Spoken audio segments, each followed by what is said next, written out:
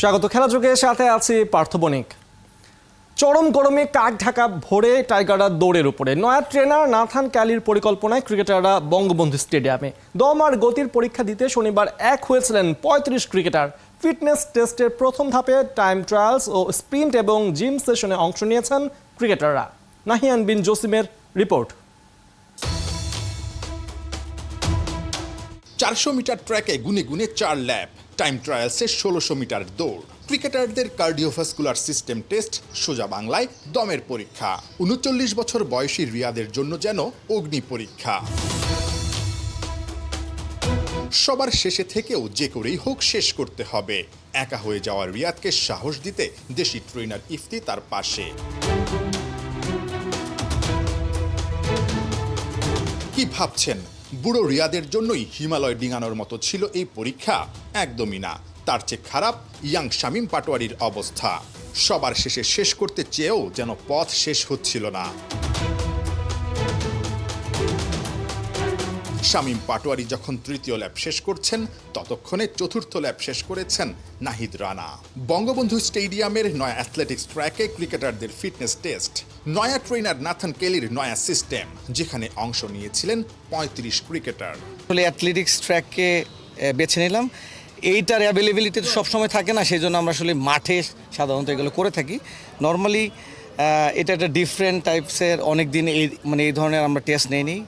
তো এটা আমি বলবো যে এটা ওদের কাছে নতুন মনে হয়েছে। হ্যাঁ, তো তার জন্য আমার কাছে মনে হয় যে ওরা একটু ডিফারেন্ট থাকলে যেটা হয় যে একটু কাটায় উঠতে সময় লাগবে, বাট আমার মনে হয় যে না, অল ওভার দ্য গুড। সামনেই জিম্বাবুয়ে সিরিজ, এরপর বিশ্বকাপ। বছরের বাকি সময়ে 10টা টেস্ট ম্যাচও খেলবে টিম টাইগার্স। বিজি শিডিউলে ফিটনেসটা আপ টু দ্য মার্ক হওয়া দরকার। 2 কিস্তিতে ১৬০০ মিটার রানিং, একবার তানজিম সাকিব, আরেকবার নাহিদ রানা সবার সেরা। দমের পরীক্ষার আগে নেওয়া হয় গতির পরীক্ষা। প্রিন্টিংটা নিলাম হাউ ফাস্ট দে আর। আমাদের এইটাও দেখার দরকার আছে আসলে 40 মিটার স্প্রিন্টটা যখন ছিল যে তারা প্রথম 20 মিটারে কে কতটুকু ফাস্ট। যারা 20 মিটারে স্লো তাদেরকে হয়তো আমরা 20 মিটারে ফাস্ট করার জন্য, কারণ নর্মালি 1-2 ইঞ্চির জন্য আসলে রান আউট হয়, বা 1-2 ফিটের জন্য আমরা একটা ফোর্স সেভ করতে পারি না। তো স্প্রিন্টিংটা আমরা দেখলাম যে কিভাবে ওদের আরও ফাস্ট করা যায়, সো দ্যাট আমরা এটা ক্রিকেটে কীভাবে অ্যাপ্লাই করতে পারি। শান্ত মুশফিকরা মিরপুর থেকে গুলিস্তান বঙ্গবন্ধু স্টেডিয়ামে এসে দিয়েছেন দম আর গতির পরীক্ষা। ফ্রেমের সবার মাঝে সাকিব আল হাসানকে না দেখে কৌতূহল জাগতেই পারে। কি অবস্থা নাম্বার 1-এর? না, অনেক কিছুর মতো এখানেও সাকিব আলাদা। সবাই যখন ঘাম ঝরাচ্ছেন, তখন মিস্টার 75 যুক্তরাষ্ট্রে ছুটিতে। সাকিবের মতোই ফিটনেস টেস্টে না থাকাদের দলে ছিলেন তাসকিন আর রিহ্যাবে থাকা সৌম্য তাইজুলরা। নাহিয়ান বিন জসিম, ৭১। ২০ বছর পর বঙ্গবন্ধু স্টেডিয়ামে আবারও টাইগাররা। ২০০৫ সালে এই ভেন্যুর শেষ আন্তর্জাতিক ম্যাচে সেঞ্চুরি হাঁকিয়েছিলেন নাফিস ইকবাল খান। বর্তমানে টিম ম্যানেজারের দায়িত্বে। লম্বা সময় পর বঙ্গবন্ধু স্টেডিয়ামে পা রেখে নস্টালজিক নাফিস। নাহিয়ান বিন জসিমের আরও একটি রিপোর্ট।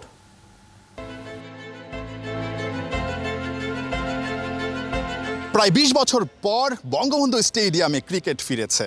না, ক্রিকেট ফিরেনি, আসলে ফিরেছে ক্রিকেটাররা। ৩৫ জন ক্রিকেটার ফিটনেস টেস্ট দেবার জন্য বঙ্গবন্ধু স্টেডিয়ামে হাজির হয়েছিলেন সেই কাকডাকা ভোরে। সব মিলে ৪০ জনের মাঝে আসলে কেউই সেখানে আন্তর্জাতিক ম্যাচ খেলেননি, একজন বাদে, নাফিস ইকবাল।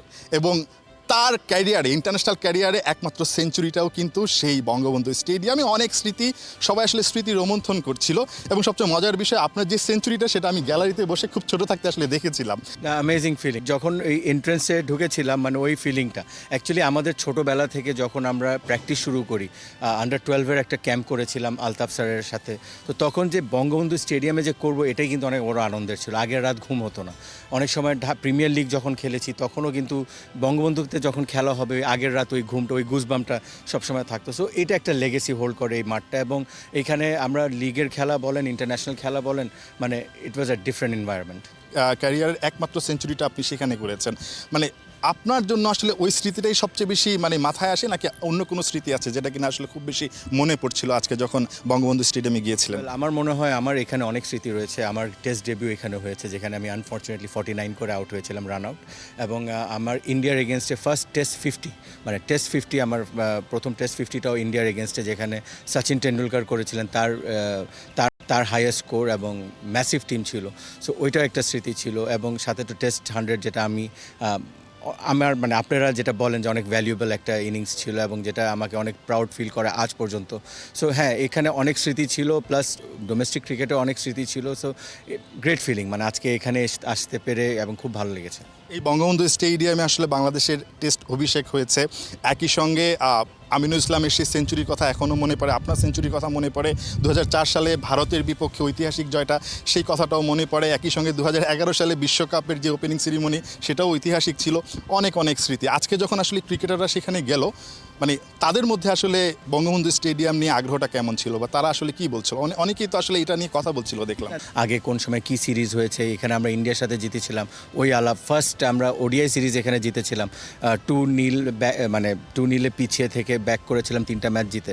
সো এই ধরনের অনেক আলাপ হচ্ছিল এখানে। ইভেন কি বুলবুল ভাইয়ের একটা স্টোরি বলি। বুলবুল ভাই কিন্তু আপনার মনে আছে কিনা, যেখানে উনি ব্যাটিং করতেন আগে কিন্তু একটু বাম দিকে তাকাতেন, তারপর উনি বলের দিকে তাকাতেন। তো ওই স্টোরিটা কিন্তু আমরা জানি যে ওই বাইতুল মোকাররমের উপরে আল্লাহু যে লেখাটা, উনি ওইটা সবসময় দেখতেন, এবং এটা যখন অন্যান্য মাঠেও তিনি খেলতেন তখন ওই জায়গাটাই উনি স্মরণ করে ওই জায়গাটা একটা রুটিনের মতো ওনার ছিল। তো এইসব গল্প অনেকগুলা উঠেছিল। তারপর এখানে বড় বড় লিজেন্ডসরা খেলা হয়েছে, তারপর মিনি ওয়ার্ল্ড কাপের গল্প। তো এরকম অনেক ধরনের গল্প ছিল, মানে উই রিয়েলি ফেল্ট গুড। এখানে তো ফিটনেস ক্যাম্প শুরু হলো আজকে, এবং ফিটনেস ক্যাম্পের সাথে সাথে এই ধরনের গল্পগুলো করে খুব ভালো লেগেছে। নাফিস ইকবাল, আপনি কত বছর পর আসলে বঙ্গবন্ধু স্টেডিয়ামে আসলেন? ওয়েল, আমার মনে হয় সেই 2005-এর পর মনে হয় আমার আসা হয়নি। ইনফ্যাক্ট ওই এরিয়াটাও মানে খুব একটা বেশি আসা হয়নি। সো ওভারঅল এরিয়া, গুলিস্তান, এগুলো দেখেও খুব ভালো লাগলো। ছোটোবেলার অনেক স্মৃতি মনে পড়লো। সামনে প্রেসিডেন্ট রেস্টুরেন্ট ছিল, নবান্ন ছিল, যেখানে আমরা ব্রেকফাস্ট করতাম। তো ছোটোবেলার সব কিছুই কিন্তু মনে পড়েছে আজকে। মানে হয়তোবা মানে এতদিন ওই রিকল করতে পারিনি, বাট আজকে যখন এখানে গিয়েছি, আমাদের যে প্লেয়ার্সরা ছিল বা আমার সাথে যারা খেলেছে, রিয়াদ বলেন বা শাহরিয়ার নাফিস বলেন, ইভেন কি রাবিদ ভাই তখন জার্নালিস্ট ছিলেন, ওনার সাথে এইসব ধরনের অনেক ব্যাপারে অনেক গল্প হচ্ছিল। ঘর হোক কিংবা পর, মহেন্দ্র সিং যেখানেই খেলেন সেটাই হয়ে যায় তার হোম ম্যাচ। পুরো আইপিএল জুড়ে চলছে ধোনির প্রতি সমর্থকদের এমন ভালোবাসা। ধোনিও হতাশ করছে না, প্রতি ম্যাচে মুগ্ধ করে চলছেন সবাইকে। লখনৌ সুপার জায়ান্টসের বিপক্ষে হারা ম্যাচেও রেকর্ড গড়েছেন MS ধোনি। আইপিএলে প্রথম কোনো উইকেট কিপার ব্যাটার যিনি করেছেন 5000 রান। Kohinoor corner report. লখনৌর বিপক্ষে জাদেজাকে নিয়ে ফাইটিং স্কোরের পথেই ছিলেন মঈন আলী। হ্যাট্রিক ছক্কা মেরেই ধরলেন প্যাভিলিয়নের পথ। কোথায় চেন্নাইয়ের সমর্থকরা আপসেট হবেন তা না, উল্লাসে ফেটে পড়লেন। কারণ একটাই, এবার যে মাঠে নামবেন 22 গজের টকবগে যুবক মহেন্দ্র সিং ধোনি। চিপক থেকে হায়দ্রাবাদ, মুম্বাই থেকে এখানে স্টেডিয়াম। ধোনির জন্য অ্যাওয়ে ম্যাচ বলে বোধহয় কিচ্ছু নেই। লখনৌর বিপক্ষে 311 স্ট্রাইক রেটে মাহি খেলেছেন 28 রানের চোখ ধাঁধানো এক ইনিংস, যার মধ্যে 2-6, 3-4। বিধ্বংসী এমন পারফরমেন্সের দিন অনন্য মাহি গড়লেন বিরল রেকর্ড। আইপিএলের ইতিহাসে এমন রেকর্ড যা নেই আর কারো। মাহি প্রথম উইকেট কিপার ব্যাটার যিনি আইপিএলে পূরণ করেছেন 5000 রান। 257 ম্যাচের মধ্যে 250টি ইনিংসে উইকেট কিপিং করে ব্যাট করতে নেমে জার্সি নাম্বার 7 স্পর্শ করেছেন এই মাইলস্টোন। আইপিএলের 2024 এডিশনে super duper hit Mahendra Singh Dhoni death ওভারে ব্যাট করছেন 181 স্ট্রাইক রেটে। 5 ইনিংসে ব্যাট করতে নেমে খেলেছেন মোটে 34 বল, 7-4, 8 ছক্কায় রান করেছেন 87। সব মিলিয়ে এবারের আসরে ধোনির স্ট্রাইক রেট 255.88। এই ইনিংসগুলোতে একবারও আউট হননি তিনি। শুধু ক্যামিও ইনিংস খেলেই নয়, কিপিংয়েও সবার উপরে MS ধোনি। আইপিএল ইতিহাসে উইকেট কিপার হিসেবে ক্যাচ ধরেছেন 143টি, স্ট্যাম্পিং করেছেন 42টি। উইকেট কিপার হিসেবে সবথেকে বেশি শিকারের পাশেই ধোনির নাম। এমন ধোনিকে দেখে শুধু পরের আইপিএল নয়, বরং অবসর ভেঙে T20 বিশ্বকাপে ভারতীয় দলে ফেরার আবদারও করছেন সমর্থকরা। অনেকে আবার মজার ছলে বলছেন, যদি T20 বিশ্বকাপেও থাকতো ইম্প্যাক্ট সাবের নিয়ম, তবে নাকি MSD হতেন বেস্ট অপশন। বোঝাই যাচ্ছে বছর 4 আগে T20 থেকে অবসরে যাওয়া ধোনির কদর এখনো কমেনি একরত্তি। সেটাই যেন আরও পরিষ্কার করে বললেন ভারতের ক্যাপ্টেন রোহিত শর্মা। মুম্বাই ইন্ডিয়ান্সের বিপক্ষে 4 বলে 20 রানের ইনিংসটা নাকি এখনো তার চোখে লেগে আছে। T20 বিশ্বকাপে ভারতের উইকেট কিপার কে হবেন তা নিয়ে চলছে আলোচনা। সম্প্রতি এক সাক্ষাৎকারে সেই আলোচনাতেই উঠে এসেছেন মহেন্দ্র সিং ধোনি। অ্যাডাম গিলক্রিস্ট রোহিতের কাছে জানতে চান উইকেট কিপার ব্যাটার হিসেবে কে পাবেন বিশ্বকাপের টিকিট। রোহিতের উত্তর, ধোনিকে রাজি করানো খুব কঠিন। ধোনি এমন একটা গল্পের গল্পকার যে গল্পে একজনই superhero, one sky, one constant, one ধালা। একে আপনি মোহ বলতে পারেন কিংবা মায়া। কোহিনুর কণা, ৭১। রোহিত শর্মাকে সরিয়ে মুম্বাই ইন্ডিয়ান্সের ক্যাপ্টেন হয়েছেন বটে, তবে সেই হার্দিক পান্ডিয়াই বাদ পড়তে পারেন বিশ্বকাপ টি-20 থেকে। ইন্ডিয়ান ম্যানেজমেন্ট থেকে যা যা চাওয়া হয়েছে তার ছিটে ফোঁটা দেখাতে পারছেন না এবারের আইপিএলে। কোথায় কমতি হার্দিকের, কেন চেন্নাইয়ের শিবম দুবে সিলেকশন প্যানেলের ভাবনায়? বিস্তারিত মাহাতি হাসানের রিপোর্টে। পাওয়ার বা ক্ষমতা খুব সাংঘাতিক ব্যাপার, সবার সেটা সয় না। অনেক ক্ষেত্রে কখন ক্ষমতা থেকে দূরে থাকতে হবে আর কখন ধরতে হবে সেই জ্ঞানটা বহু প্রুভেন পারফর্মারেরও থাকে না। হার্দিক পান্ডিয়া যেমন, রোহিত শর্মাকে সরিয়ে তাকে দেওয়া হয়েছিল মুম্বাই ইন্ডিয়ান্সের কাপ্তানি। স্টেডিয়ামে দুধনি থেকে শুরু করে প্রতিনিয়ত নানান তিক্ত অভিজ্ঞতা। ব্যাপারটা পান্ডিয়ার পারফরমেন্সে এতটাই নেতিবাচক প্রভাব ফেলেছে যে আসন্ন 20 ওভারে বিশ্বকাপ টিমে হার্দিকের স্পটটা ব্যাপকভাবে হুমকির সম্মুখীন। ভারতীয় গণমাধ্যমগুলো বলছে খুবই যৌক্তিক কারণে তাকে ছেটে ফেলা হতে পারে। আর শেষ অবধি ওয়ার্ল্ড কাপে চান্স পেলেও মেইন 11-এর মূল পরিকল্পনায় না থাকার চান্স বড্ড বেশি।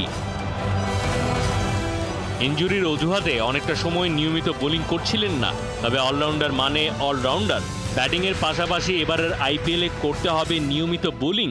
সিজন শুরু করার আগেই হার্দিককে এমন বার্তা দেওয়া হয়েছে, জানাচ্ছে স্বনামধন্য গণমাধ্যম ইন্ডিয়ান এক্সপ্রেস।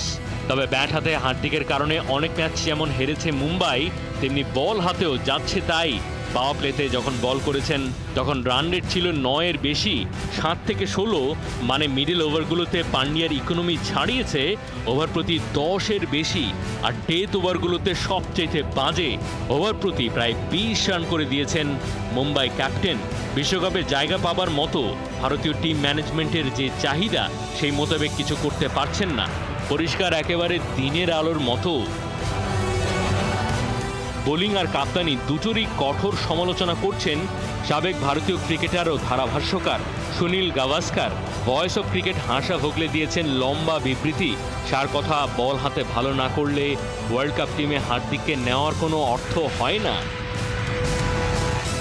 চেন্নাই সুপার কিংসের শিবম দুবে যে অলরাউন্ডার ব্যাট হাতে আছেন তুখোর ফর্মে, সেই রিপ্লেস করতে পারেন হার্দিককে। অবশ্য এবারের আইপিএলে ইম্প্যাক্ট প্লেয়ার হিসেবেই খেলছেন টানা। ব্যাটার হিসেবে তাকে ব্যবহার করলেও বোলিংয়ে তাকে ব্যবহার করেনি ধোনিরা। অন্যদিকে গড়পড়তা হলেও হার্দিক পান্ডিয়া ব্যাটিং বোলিং দুটোই করেছেন। ভারতীয় গণমাধ্যম বলছে শেষ অবধি হার্দিক ওয়ার্ল্ড কাপ স্কোয়াডে সুযোগ পেলেও একাদশে থাকবেন না automatic choice. Mahati Hasan, ৭১।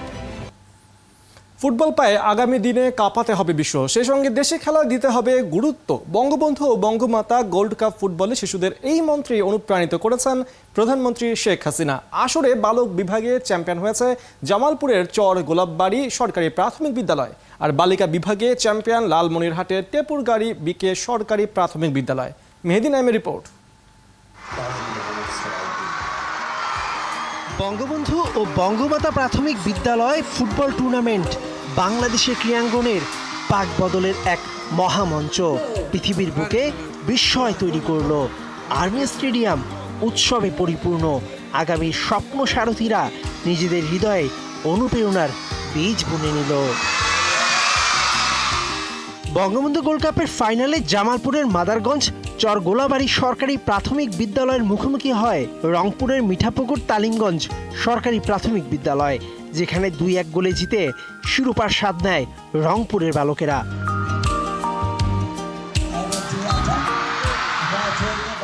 Bangamata gold কাপের ফাইনালে ব্রাহ্মণবাড়িয়ার বাঞ্ছারামপুর মডেল সরকারি প্রাথমিক বিদ্যালয়ের প্রতিপক্ষ লালমনিরহাটের পাটগ্রাম টেপুরগাড়ি বিকে সরকারি প্রাথমিক বিদ্যালয়। 3-1 গোলের দলটি চ্যাম্পিয়ন হয়।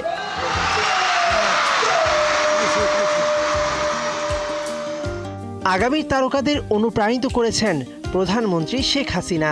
যারা আজকে এখান থেকে শুরু, একদিন তারা আন্তর্জাতিক পর্যায়ে বাংলাদেশের জন্য আরও বেশি করে সম্মান বয়ে নিয়ে আসবে। যেমন এখন আমার মেয়ে ফুটবলাররা নিয়ে আসছে, আমাদের ছেলে মেয়ে উভয়ই পারবে বলে আমি বিশ্বাস করি। আকাশ সমান ভালোবাসা নিয়ে বাড়ি ফিরে যাচ্ছে কিশোর কিশোরীরা। ওদের হাতে পুরস্কার তুলে দিয়েছেন স্বয়ং প্রধানমন্ত্রী শেখ হাসিনা।